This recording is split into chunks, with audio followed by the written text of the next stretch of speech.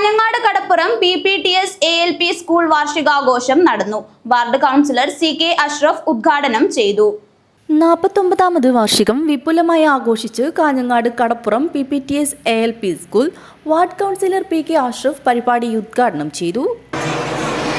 PPTS ALP school എന്നറിയപ്പെടുന്ന ഈ സ്കൂളിന്റെ 49ാം വാർഷികത്തിലാണ് നമ്മൾ ഒരുമിച്ച് കൂടിയിട്ടുള്ളത്. നേരത്തെ സൂചിപ്പിച്ചതുപോലെ അന്ന് CH മുഹമ്മദ് കോയ ഈ സ്കൂൾ അനുവദിച്ചു വരുമ്പോൾ നമുക്കിവിടെ ഒന്നും ഇല്ലായിരുന്നു. അന്നത്തെ മദ്രസ കെട്ടിടത്തിലാണ് സ്കൂൾ ആദ്യം ആരംഭിച്ചത്. സ്വാഗത സംഘം ചെയർമാനും PTA പ്രസിഡന്റുമായ CH നജ്മുദ്ദീൻ അധ്യക്ഷത വഹിച്ചു.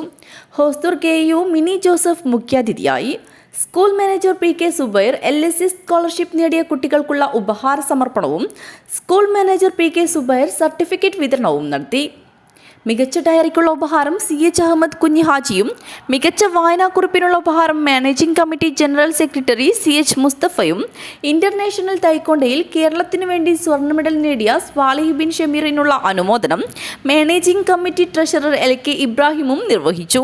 Ward councillor Rasiya Gafoor, Hosdurg PZ doctor KV Rajesh, PK Abdulla Kunhi Haji, mother PTA president CH Raseena, managing committee vice president Abdul Jaleel, managing committee secretary Muhammad Kunhiyal, secretary Shahul Hameed, senior assistant Sujith teacher, SRG convener Nithya teacher, സ്വാഗത സംഘം vice chairman M Aboobacker Haji, CK Siddique, K Kareem Thoiba, MA Noushad, Majeed Mahin, MA Rasheed, CH Abdul Kareem Haji എന്നിവർ സംസാരിച്ചു.